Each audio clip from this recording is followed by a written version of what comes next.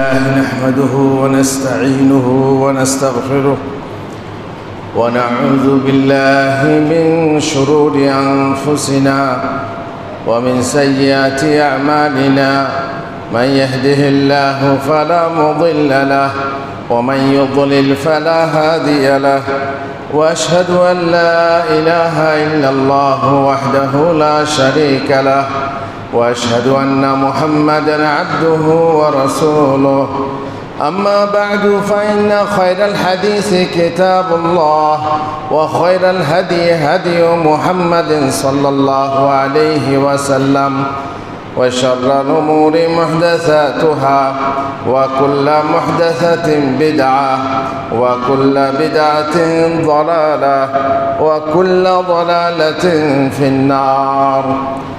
قال الله تعالى في كلامه المجيد: أعوذ بالله من الشيطان الرجيم. يا أيها الذين آمنوا كتب عليكم الصيام كما كتب على الذين من قبلكم لعلكم تتقون. গগনে ভুবনে যাবতীয় প্রশংসা আল্লাহর জন্য।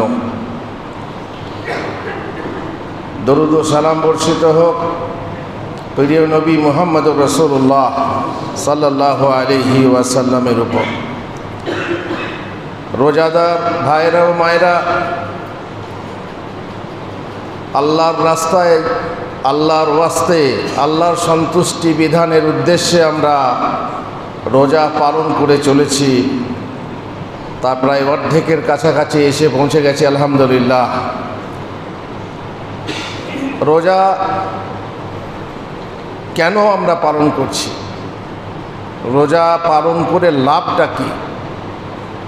গত খুতবাতে বলেছিলাম, কোনো মানুষ আছে যারা মনে করে এই মুসলমানরা খামাখাতে ভোকা মরছে, না খেয়ে কষ্ট পাচ্ছে, এরা বেউকুফ। তুমি রোজা রাখোনি, বোঝে না আমি ওদের মতো বেউকুফ নই। আমরা কি সত্যিই বেউকুফ? আমরা রোজা রেখে কি বেউকুফি করছি? আমাদের কি মাথা মুন্ড কিছু নেই? এত শত সহস্র সারা বিশ্বের কোটি কোটি মানুষ রোজা পালন করছে, আর একটি মানুষ বলছে আমি বেউকুফ নেই। মানে সেই সারা বিশ্বে পণ্ডিত, আর বাকি মানুষগুলো বেউকুফ। আল্লাহুল মুস্তাআন। হাসবুনাল্লাহু ওয়া নি'মাল ওয়াকিল। মুশকিল হচ্ছে এই, সে হচ্ছে বেঈমান। যার ঈমান নেই সে হচ্ছে নাস্তিক। যে আল্লাহকে বিশ্বাস করে না, সে আল্লাহর বিধানকে বিশ্বাস করে না, কোরআনকে বিশ্বাস করে না, নবীকে বিশ্বাস করে না, সেই মানুষই এই কথা বলতে পারে। আমরা যারা বিশ্বাস করি, আল্লাহকে বিশ্বাস করি, তার কিতাবকে বিশ্বাস করি, নবীকে বিশ্বাস করি, নবীর হাদিসকে বিশ্বাস করি, তারা নিশ্চয়ই আমরা জানবো যে আমরা বেকুফ নই, আমরা হচ্ছি বাউকুফ। আমরা রোজা এমনি পালন করি না, রোজা পালন করাতে একাধিক লাভ আছে। চলুন আমরা দেখি কি কি লাভ আমরা সেই রোজা রেখে পেতে পারি। রোজা রাখা অবস্থায় রোজাদারের যে মুখের দুর্গন্ধ, সেই দুর্গন্ধ খালুফু ফামি সাইম বলা হয়। আতিয়াব ইনদাল্লাহ মিন রিহিল মিস্ক। আল্লাহ তাআলার কাছে সেই দুর্গন্ধটা কস্তুরী অপেক্ষা, মিসকে আম্বার অপেক্ষা বেশি সুগন্ধময়। আল্লাহ তাআলা পছন্দ করেন। কেন? তার সন্তুষ্টির জন্য রোজা রেখে আমাদের মুখের দুর্গন্ধ হয়েছে। এই দুর্গন্ধটা তার কাছে দুর্গন্ধ নয়, তার কাছে হচ্ছে সুগন্ধ। আমি একবার বলেছিলাম, আর তার মানে এই নয় তাহলে বেশি বেশি দুর্গন্ধ করে রাখো, মিসওয়াক করো না, বা রাত্রের বেলাতে ব্রাশ ব্যবহার করো না, তা নয়। তুমি চেষ্টা করবে তোমার মুখে দুর্গন্ধ দূর হোক, যেহেতু তোমাকে জামাতে আসতে হবে। এই জন্যে জামাতে কাঁচা পেঁয়াজ রসুন খেয়ে আসা নিষেধ, বিড়ি সিগারেট খেয়ে আসা নিষেধ। আমাকে মুখে দুর্গন্ধ করে সমাজে আসতে হবে। ফা ইন্নাল মালাইকাতা তাতাআজ্জা মিম্মা ইয়াতাআজ্জা মিনহু বানু আদম। মানুষ যাতে কষ্ট পায়, আদম সন্তান যাতে কষ্ট পায়। তোমার মুখে গন্ধ, হারিসের গন্ধ থাকলে তার সাথে মুখোমুখি কথা বলা ভারী কঠিন হয়, তার স্ত্রীও মুখ ফিরিয়ে নেয়। তো মানুষ সেই দুর্গন্ধে কষ্ট পায়, ফেরেশতা কষ্ট পান। এই জন্যে জামাতে এলে খবরদার মুখে, গায়ে, শরীরে, কাপড়ে, বগলে দুর্গন্ধ নিয়ে এসো না। মসজিদে এলে পরিষ্কার পরিচ্ছন্ন হয়ে, এই জন্য জুমার দিনে গোসল করাকে মাস্ট করা হয়েছে, জুমার দিনে আতর ব্যবহার করাকে সুন্নত করা হয়েছে, যাতে তোমার দুর্গন্ধ অন্য কেউ না পায়, কষ্ট না পায়, ফেরেশতা কষ্ট না পান।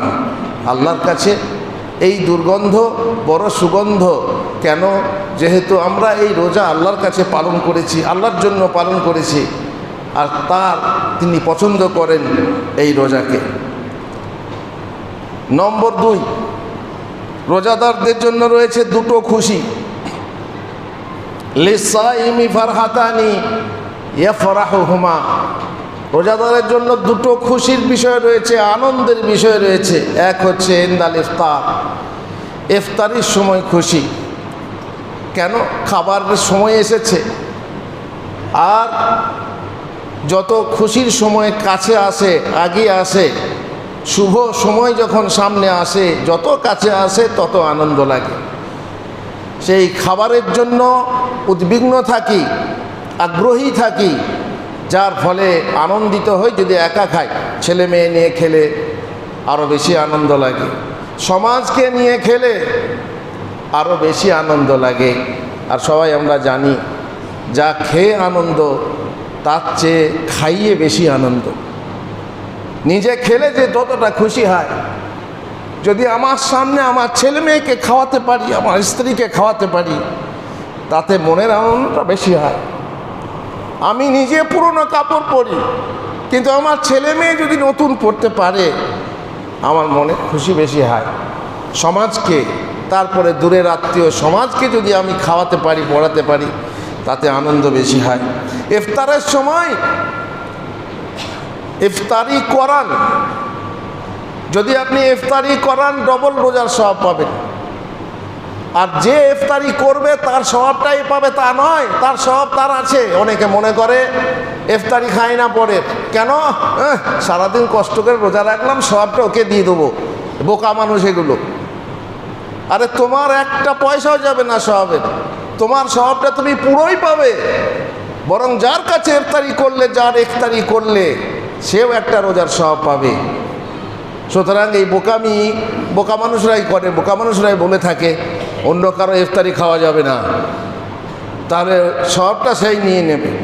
এই যে খাইয়ে আনন্দ, এই আনন্দটা আজকাল আমাদের গ্রামে হয়তো মা বোনেরা বলবে সব ঘরে ঘরে ইফতারি, বা কাকে ইফতারি করাবো। দেখুন, ঘরে ঘরে ইফতারি হলেও কিন্তু সবাই এটাই ইফতারি করে না, বাড়ির তরফ থেকে কিছু না কিছু করা হয়। একটা ভালো খাবার তৈরি করলে আপনার ভাই যাকে বলে, আপনার যাকে বলে, আপনার প্রতিবেশিনী যাকে বলে, তাকে দিয়ে পাঠান। ভাইকে খাওয়ালেও ডবল রোজার স্বভাব হবে, বন্ধুকে খাওয়ালেও ডবল রোজার স্বভাব হবে, প্রতিবেশিনীকে খাওয়ালেও ডবল রোজার স্বভাব হবে। তো ইফতারি আছে ঠিকই, কিন্তু ইফতারির মাঝে যদি একটা ভালো জিনিস করেছেন, মাশাআল্লাহ, আমি জানি না ভালো না মন্দ, অনেক সময় নিম ছেচকি গিফট আসছে। নিম ছেচকি তেতো, জানি না সেটা খাবার না ওষুধ। এখন আম হয়ে গেছে গ্রামে, এখন আমি খাই না, আমি করিও না, আমার কাছে গিফট আসছে, আলহামদুলিল্লাহ, তারও ডবল সওয়াব। যেমনভাবেই হোক, ইফতারি করাতে যে সওয়াব আছে, কি বলে আনন্দ আছে, সেই আনন্দ নেওয়ার জন্য আনন্দকে উপভোগ করুন। আর একটা আনন্দের সময় আসছে, যখন আপনি ইনদা লিকাই রাব্বিহি, আপনি আপনার রবের সামনে যাবেন, রোজা নিয়ে উপস্থিত হবেন, তার যে সওয়াব তিনি বলেছেন আমি নিজে দেবো, সেই সওয়াব পাওয়ার সময় আপনি এত খুশি হবেন যে বলার শেষ নেই। এই দুটো খুশির কথা মুহাম্মদুর রাসূলুল্লাহ সাল্লাল্লাহু আলাইহি সাল্লাম নিশ্চয়ই ওহী প্রাপ্ত বাণী থেকে আমাদেরকে বলেছেন, খবর দিয়েছেন। নম্বর 3, রোজা রেখে লাভ কি? আর রোজা কি বলে, আস-সাওমু ইউকসিবু আত-তাকওয়া লাআল্লাকুম তাত্তাকুন, রোজা রেখে লাআল্লাকুম তাত্তাকুন আমাদেরকে পরহেজগার বানায়, আমাদেরকে মানুষের মতো মানুষ বানায়। ইন্নাল্লাযীনা আমানু ওয়া আমিলুস সালিহাতি উলাইকা হুম খায়রুল বারিয়াহ। ঈমান এনে নেক আমল করলে সেই হয় এই সারা সৃষ্টির শ্রেষ্ঠ। সারা সৃষ্টির শ্রেষ্ঠ হতে যেসব কাজের দরকার আছে ঈমান এবং আমলের মধ্যে একটা কাজ হচ্ছে রোজা। এই রোজা আমাদেরকে মুত্তাকি বানায়, পরহেজগার বানায়। আলহামদুলিল্লাহ, ভালো মানুষ হতে রোজার দরকার আছে। ও তখন বাউকুব বলবে যে কই কত রোজাদার আছে, এই করে সেই করে, কত রোজাদার চুরি করছে, কত রোজাদার এই প্রতারণা করছে, কত রোজাদার এই করছে সেই করছে, বলতে পারো? সে তো হবে এটা জরুরি নয়, সবাই যে হবে সেটা জরুরি না। তার ইমানের কমতি আছে, ইমানের কমতি রেখে যদি সে করে তাহলে তো তাকে বলার কিছু নেই। যেটা ঘটবে সেটা হচ্ছে বাস্তব এটা যে আল্লাহর জন্য প্রকৃতপক্ষে রোজা রাখবে তার মধ্যে তাকওয়া আসবেই আসবে। তাকওয়া এই রোজা আমাদেরকে দেয়। আর 4 নম্বর হচ্ছে এই রোজার মধ্যে আমাদের আল্লাহ এবং তার রাসূলের আনুগত্য রয়েছে। আল্লাহ এবং তার রাসূলের আনুগত্য রয়েছে। আর সেই আনুগত্য করে নিশ্চয়ই লাভ আছে। আল্লাহ রাসূলের আনুগত্য বিশাল জিনিস। অতএব তার মধ্যে আমাদের এই উপকার লাভ হয় যে আমরা আল্লাহ রাসূলের আনুগত্য করতে পারছি, এটা একটা বিশাল লাভ। 5 হচ্ছে রোজাদারের দোয়া কবুল হয়। রোজাদারের দোয়া কবুল হয়। কোন সময় কবুল হয়? সব সময় কবুল হয়। রোজা অবস্থায় থাকলেই রোজাদার যখন দোয়া করবে, আল্লাহ তুমি আমাকে এই দাও, আল্লাহ তুমি আমাকে এই দাও, আল্লাহ তাআলা শুনবেন। কারণ আল্লাহর ওয়াস্তে আমি রোজা রেখেছি। মানুষের কাজ করে দেওয়ার অবস্থায়, মানুষের ক্ষেত্রে বলছি, আপনি একটা কাজ করছেন, মানুষের কাজ করে দিচ্ছেন, আর সেই সময় যদি বলছেন ভাই আমার এইটা হলে ভালো হতো, এটা পাওয়ার বেশি আশা থাকে, আশাব্যঞ্জক, যেহেতু তার কাজ করে দিচ্ছি, তার জন্যে আমি এই কাজটা করছি, তখন একটা আশা থাকে যে আমি এই সময় চাইলে পাবো। আমরা আল্লাহর জন্য রোজা রেখেছি, আল্লাহর জন্য এই কষ্ট বরণ করেছি। আর রোজা রাখার কি বা জ্বালা, কি বলে এই জঠরের কি বা জ্বালা, রোজা রেখে দেখলে জঠরের কি জ্বালা, কি যন্ত্রণা। সারাদিন যদি না খেয়ে, পয়সার জন্য যদি খেতে না পেয়ে যে কষ্ট দেখতে চাও, রোজা রেখে দেখো। এই রোজা রেখে আমরা জঠরের জ্বালা অনুভব করি। তখন আল্লাহর জন্য যখন করি, আল্লাহকে বলি আল্লাহ গো তুমি আমাকে এই দাও, আল্লাহ তুমি আমাকে মাফ করো, তুমি আমাকে জাহান্নাম থেকে রক্ষা করো, তুমি আমাকে জান্নাত দাও ইত্যাদি। তবে রোজার সাথে যদি মাসটা রমজান হয়, গত খুতবাতে বলেছিলাম রমজান মাসের যে কোনো মুহূর্তে দোয়া কবুল হয়। রমজান মাসের যে কোনো সেকেন্ডে দোয়া কবুল হয়। তাহলে রমজান হলো প্লাস রোজা হলো। আর তারপর যদি নামাজ হয়, নামাজের ভিতরে ফরজ নামাজের শেষাংশে দোয়া কবুল হয়, তাহলে 3টে কারণ যদি একত্রিত হয় তাহলে জানতে হবে যে দোয়া কবুল হওয়াতে সন্দেহ থাকতে পারে না। সুতরাং রমজানে দোয়া কবুল হয়, এটা আমাদের জন্য লাভ। তোমাদের জন্য না হতে পারে, তোমাদের দোয়ারও দরকার নেই, আর জাহান্নাম থেকে বাঁচারও দরকার নেই। কারণ জাহান্নাম অলরেডি কি আর বলার দরকার নেই আমার, সে তুমি জান্নাতি না জাহান্নামী সেটা আল্লাহ ভালো জানেন। ব্যাস, তাহলে শুধু ইফতারি করার সময় দোয়া নয় যে শুধু ইফতারিটাকে সামনে নিয়ে হাত তুলে দোয়া করবো না। ইফতারির সময় দোয়া কবুল হতে পারে, কিন্তু ইফতারির আগে পরে রমজানের যে কোনো সময় যে কোনো মুহূর্তে, বিশেষ করে রোজা অবস্থায় দোয়া কবুল হয়। আল্লাহ তাআলা আমাদেরকে তাই দেন যা আমরা চাই, যদি সেটা পাওয়ার উপযুক্ত হই তবে। 6 নম্বর হচ্ছে আল্লাহ তাআলা আমাদের গুনাহ মাফ করে দেন। আল্লাহু আকবার। আমাদের সাগীরা গুনাহ সমূহকে মাফ করে দেন। আর কাবিরার জন্য তো বলেছিলাম তওবা করতে হবে। এবং সব থেকে কঠিন শর্তটাও বলেছিলাম। গুনাহ মাফ হয়ে যায়, আর তার জন্য হাদিসও বলেছিলাম। আর একটা হাদিস, যদি রমজান মাস পেল আর কেউ গুনাহ থেকে মুক্তি পেতে পেল না, সে এক হতভাগা। ওই যে প্রসিদ্ধ হাদিসে আছে, রাসূলুল্লাহ সাল্লাল্লাহু আলাইহি সাল্লাম মিম্বরের 3টে থাক, 1 2 3, 3 থাকে চড়ার সময়। দেখুন এখানে একটা কথা বলে রাখি, 3 থাকে চড়ে প্রথম থাকে খুতবা দিতে হবে তা নয়। মিম্বর হচ্ছে উঁচু জায়গায় খুতবা দেওয়ার না, সেখানে খুতবা দিতে হবে। 1 ধাপে চড়বো, 2য় ধাপে চড়বো, 3য় ধাপে চড়ে খুতবা দেবো, তাহলে উঁচু হবে, সমস্ত মানুষকে দেখা যাবে। এ নয় যে 3 থাক মেম্বর করলাম, নিয়ে প্রথম থাকে দাঁড়িয়ে খুতবা দিলাম। মানুষ অনেকে সুন্নত বলতে ভুল করে। এবারে অনেকে আমাদের এইগুলোকে বলছে সুন্নতের খেলাফ।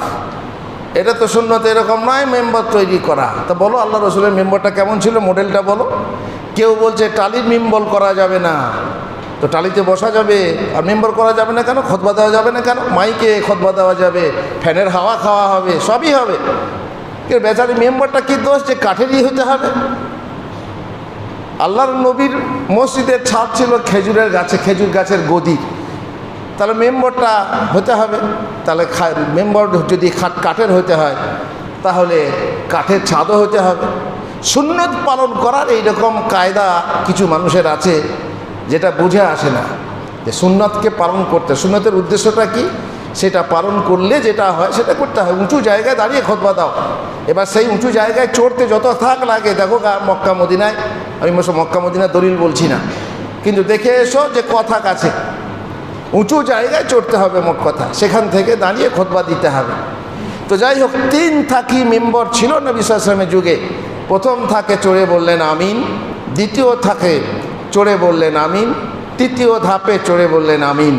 সাহাবারা জিজ্ঞেস করলেন, ইয়া রাসূলুল্লাহ, এই আমিন আপনি কার দোয়াতে বললেন? কারণ দোয়াতে আমিন বলতে হয়। এখানে থেকে প্রমাণ হচ্ছে দোয়া করলে আমিন বলতে হয়। তো বললেন, আমার কাছে জিবরিল এলেন, দিয়ে 3টে লোকের জন্য দোয়া করলেন। আসলে দোয়া নয়, বদদোয়া। সেই দোয়াটা আসলে বদদোয়া, বদদোয়াটাও দোয়া। প্রথম বদদোয়া হলো তার জন্য যে তার মা বাপকে জীবনে পেল অথচ জান্নাতে যেতে পারল না, সে দূর হোক হতভাগা সে।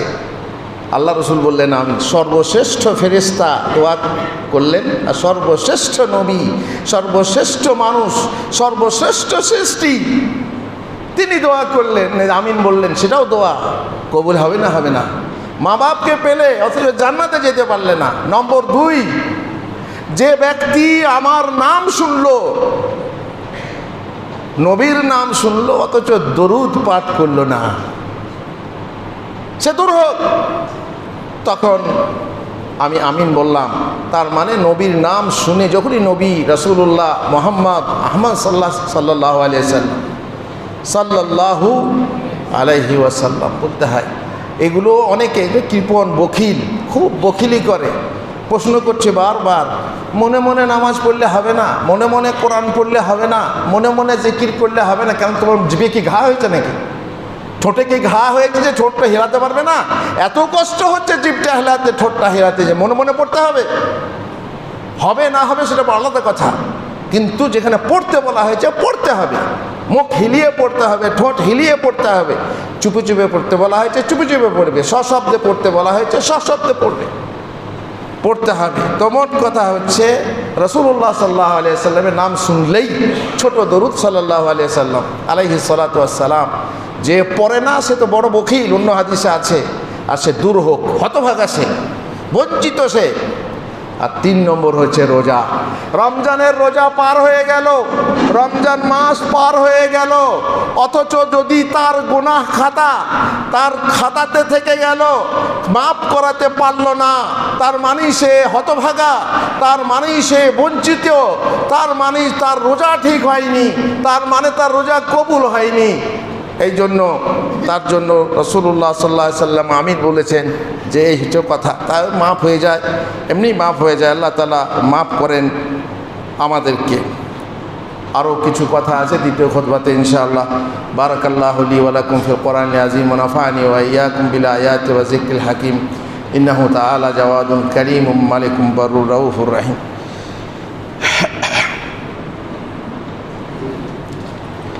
আলহামদুলিল্লাহ ওয়াসসালাতু ওয়াসসালামু আলা রাসূলিল্লাহ ওয়া আলা আলিহি ওয়া সাহবিহি আজমাইন। 7 নম্বর হচ্ছে যে লাভটা হয়, আরে বেওকুফের দল, আমরা বেওকুফ নই। আমাদের ঈমান আছে যে মরণের পরে একটা জীবন আছে, তারপরে হিসাব নিকাশ আছে, বিচার আছে, আর সেখানে গিয়ে জান্নাত জাহান্নাম হবে। আমরা জান্নাত জাহান্নামকে বিশ্বাস করি, তোরা তো করিস না। তোদের তো লাভ লোকসানের ব্যাপারই নেই, খাতাই নেই। আমাদের লাভ লোকসানের খাতা আছে, ব্যাপার আছে। আমরা জান্নাত যাব, জাহান্নাম থেকে মুক্তি পাবো। আল্লাহ তাআলা সৃষ্টি করেছেন একটা উদ্দেশ্য নিয়ে, যেটা আমরা বিশ্বাস করি তোরা করিস না। জাহান্নাম থেকে মুক্তি পাবো ইনশাআল্লাহ। আল্লাহ তাআলা এই রোজার মাসে মানুষকে জাহান্নাম থেকে মুক্তি দিয়ে থাকেন। 8 নম্বর হচ্ছে শারীরিক ফায়দা আর স্বাস্থ্যগত উপকার। সেটা আমাদের যারা উপবাস থেকে চিকিৎসা নিয়ে থাকেন, যারা ডাক্তারবাবুরা পরামর্শ দিয়ে থাকেন যে আপনাকে খাওয়া কন্ট্রোল করতে হবে, আপনাকে উপবাস করতে হবে, না খেয়ে থাকতে হবে, ডায়েট খাবার খেতে হবে ইত্যাদি। এই ধরনের রোগ বহু আছে, জন্ডিস, হ্যাপাটাইটিস, প্লিহা, বদহজম, যকৃৎ, ফ্যাট বা চর্বি জাতীয় যত রোগ আছে। আর একটা হচ্ছে অটোফেজি প্রক্রিয়া রোজাতে হয়। অটোফেজি এখন নতুন আবিষ্কারে বেরিয়েছে অটোফেজি। অটোফেজি কি? যে শরীরের যে কোষগুলো আছে সেই কোষগুলো খাবারের সময়ে কাজ করে, পেট ভর্তি থাকলে কাজ করে। আর যদি কাজ না করে, কি বলে, খাবার না থাকে, তাহলে সেই কোষগুলো সেই সময়ে খালি শূন্য হয় এবং পরিষ্কার হয়ে যায়। এটা অটোফেজি হয়ে যায়। উপোস থাকলেই আমাদের শরীরের কোষ এগুলো কি হয়, মানে বিশুদ্ধ হয়, সেগুলো সংশোধিত হয়। আমি হয়তো ঠিকমতো বোঝাতে পারছি না, ডাক্তারি ব্যাপার। তো সেই কোষগুলো বিশুদ্ধ হয় এবং তাতে এই রোজার ফলে আমাদের সেই অতিরিক্ত চর্বি নষ্ট হয়, কোলেস্টেরল তার ক্ষতি সেটা কমে যায় ইত্যাদি ইত্যাদি। এই হচ্ছে স্বাস্থ্যগত লাভ বা উপকার রোজা রাখার ফলে। 9 নম্বর উপকার হচ্ছে কাসরুশ শাহওয়াত। যেহেতু রাসূলুল্লাহ সাল্লাল্লাহু আলাইহি ওয়াসাল্লাম বলেছেন যে রোজা রাখলে মানুষের যৌন উত্তেজনা প্রশমিত হয়। প্রত্যেক পুরুষের এবং নারীর মধ্যে যৌন উত্তেজনা থাকে, কারো কারো উন্মাদনা থাকে। তারা তো পাগলদের পর্যায়ভুক্ত, আর তারা ব্যভিচার করে, তারা নোংরামি করে, তারা এ করে সে করে। কিন্তু যদি এটা নিয়ন্ত্রিত হয়, ভালো মানুষের কাছে এটা নিয়ন্ত্রণে থাকে, কিন্তু অনেক সময় নিয়ন্ত্রণের বাইরে চলে যায়। সেইটাকে পুনঃ নিয়ন্ত্রণ করার জন্য, সেটা যৌন উত্তেজনার যে অতিরিক্ত তাপ, সেটাকে প্রশমিত করার জন্য রোজা রাখার দরকার আছে। দেখো, রেখে পরীক্ষা করে দেখো। রাসূলুল্লাহ সাল্লাল্লাহু আলাইহি ওয়াসাল্লাম বললেন যে তোমরা বিবাহ করো। এই যুবকের দল, ইয়া মাশারাশ শাবাব মান ইসতাতা মিনকুমুল বাআতা ফালইয়াতাযাওয়াজ। যারা তোমরা কি বলে বিবাহ করো, যাদের ক্ষমতা আছে বিবাহ করো, আর যাদের ক্ষমতা নেই তারা কি করো, যারা বউ পুষতে পারবে না তারা কি করো, বা বউ নেই কাছে তারা কি করবে, ফা আলাইকুম বিসসাওম, তোমাদের রোজা রাখো। ফাইন্নাহু লাহু ভিজা, কারণ এই রোজা ওই যৌন উত্তেজনা প্রশমিত করতে সহযোগিতা করবে। সুতরাং এটার একটা ফায়দা, যাদের অতিরিক্ত যৌন উত্তেজনা থাকে তাদের প্রশমিত হবে এই রোজার মাধ্যমে। 10 নম্বর হচ্ছে তাবিদুন নাসে আলাল খায়র। মানুষ ভালো কাজ করতে অভ্যস্ত হয়। দেখবেন এখন যত লোক ভালো কাজ করছে তারা রমজানের আগে করতো না।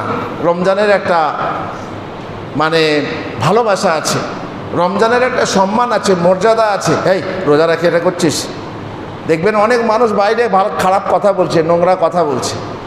এই নোংরা কথাটা বলছে আর একজন বলছে এই রোজা রেখে এই কথা বলছিস। হ্যাঁ, এইটাতে অভ্যেস তৈরি হয়ে যায়। এই যারা বিড়ি সিগারেট খাচ্ছে, তারা খুব আরামসে এই বিড়ি সিগারেট অভ্যেস ছাড়তে পারে রোজা রাখার মাধ্যমে। ও হলে কী হবে, রাতেই তো আবার সব ঠিক হয়ে যায়।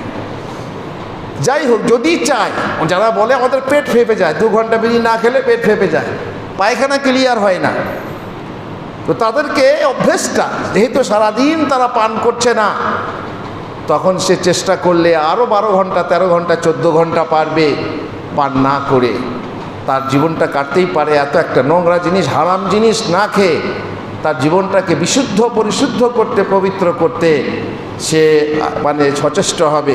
এই রোজার মাধ্যমে হ্যাবিট তৈরি হবে ভালো কাজ করতে, আর নোংরা কাজ বর্জন করতে তার অভ্যেস তৈরি হবে।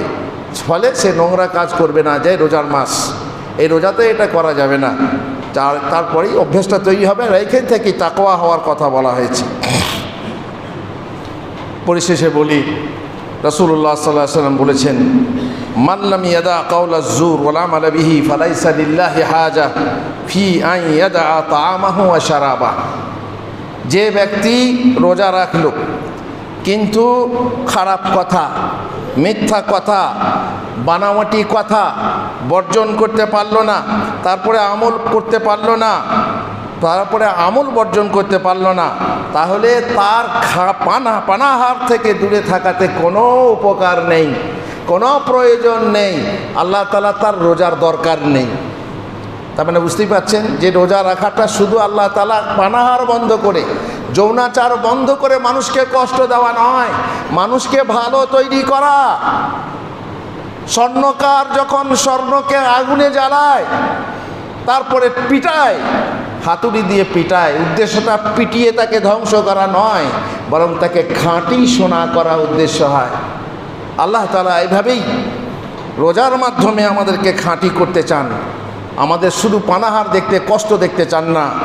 আমরা এরই মাধ্যমে আমরা আমাদের চোখ রোজা রাখবে, আমাদের ব্রেন রোজা রাখবে, আমাদের মুখ রোজা রাখবে, হাত রোজা রাখবে, পা রোজা রাখবে, পেট রোজা রাখবে। রোজা রেখেছি আবার হারামে ইফতার করছি, রাত্রে হারাম খাচ্ছি, তাহলে কোনো লাভ নেই, এ রোজাতে কোনো লাভ নেই। সুতরাং সাবধান। এই জন্য রাসূলুল্লাহ সাল্লাল্লাহু আলাইহি ওয়াসাল্লাম বলছেন, ফাইজা কানা সাওমি আহাদিকুম ইয়ানি ইয়াউম সাওমি আহাদিকুম ফালা ইয়ারফুস ওয়ালা ইয়াসখাব। রোজা যখন হবে, তোমাদের যখন রোজার দিন হবে, ফালা ইয়ারফাস, সে যেন অশ্লীল কথা না বলে। অশ্লীল কথা মানে যে কথা স্বামী স্ত্রীতে বলা হয়, সেই কথা যেন বন্ধুর সাথে বলো না, সেই কথা যেন গার্লফ্রেন্ড বেরিয়েছে আজকাল, তাদের সাথে বলো না। নোংরা কথা, অশ্লীল কথা বর্জন কর। ওয়ালা ইয়াসখাব, হই হুল্লো, চেঁচামেচি, যেটা আমাদের সাধারণত গ্রাম্য লোকেদের অভ্যেস। যেন হাট বসেছে, গরুর হাট না হয় সবজির হাট, মসজিদের ভিতরেও চেঁচাচিল্লি, আরে মসজিদ বাইরেও চেঁচাচিল্লি চলবে না রোজা অবস্থায়। এইভাবে চেঁচাচিল্লি, কার কথা বলছে, কেউ কাউকে নসিহত করছে, চিল্লাতে হবে? চিল্লানি, মেয়েরাও পর্যন্ত চিল্লাচ্ছে। মেয়েদেরকে বলছি এত কথা বলো না, খুতবা চলাকালে কথা বলা যাবে না। আর এই জন্যেই বলেছিলাম যে তোমাদের দাড়ি দেওয়া হয় নাই, যে তোমরা কথা বলতে, দাঁড়িয়ে চাওয়াবার সময় কথা বলতে মুখ কেটে যাবে, এটা বলেছিলাম, এভাবে কেউ বলেছে আর কি। তো যাই হোক, চুপ থাকতে হবে। বিশেষ করে খুতবা চলাকালে কাউকে চুপ বলাও যাবে না, এমন কথা বলা, নিশ্চুপ থাকতে হবে। রোজা রেখে নোংরা কথা বলা যাবে না, রোজা রেখে হই হুল্লোড় চিল্লা চিল্লি করা যাবে না। এমনকি তোমাকে যদি কেউ গালি দেয়, তাহলে গালির পরিবর্তে গালি দিতে পারো, কিন্তু তুমি অধম বলিয়া কি আমি উত্তম হইব না?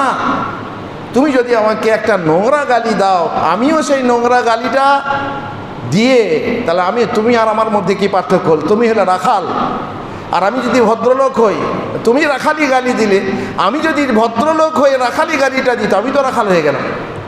সুতরাং এই যে যদি কেউ তোমাকে গালি দেয়, বলছে ফাইন সাব বাহু আহাদুন ওয়া শাতামাহু ফালিয়াকুল ইন্নী সায়েম, সে যেন বলে আমি রোজা রেখেছি।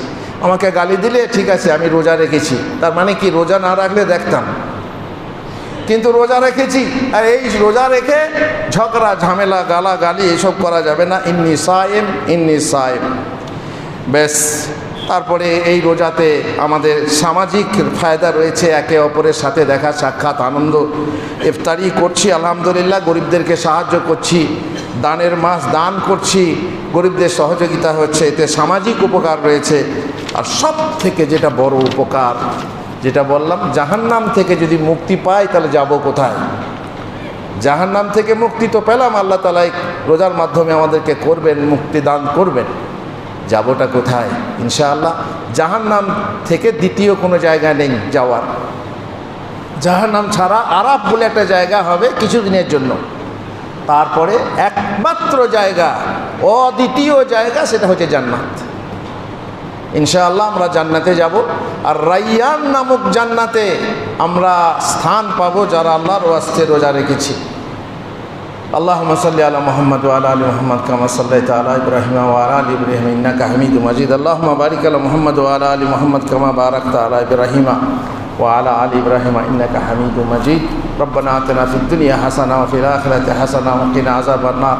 আল্লাহ গো, আমরা তোমার জন্য রোজা রেখেছি, তুমি আমাদেরকে ক্ষমা করো এবং আমাদেরকে আখিরাতে জান্নাত দান করো। হে আল্লাহ, তুমি আমাদের মাঝে বরকত দাও। হে আল্লাহ, তুমি আমাদের মাঝে ছেলেদের মাঝে বরকত দাও, যারা হালাল কামাই করছে হালাল উপার্জনে বরকত দাও। হে আল্লাহ, রোগগ্রস্তকে রোগমুক্ত করো, ঋণগ্রস্তকে ঋণ মুক্ত করো। হে আল্লাহ, আমরা চাষ নির্ভর মানুষ, আমাদের ফুলে ফলে ফসলে খামারে খেতে পানিতে বরকত দাও।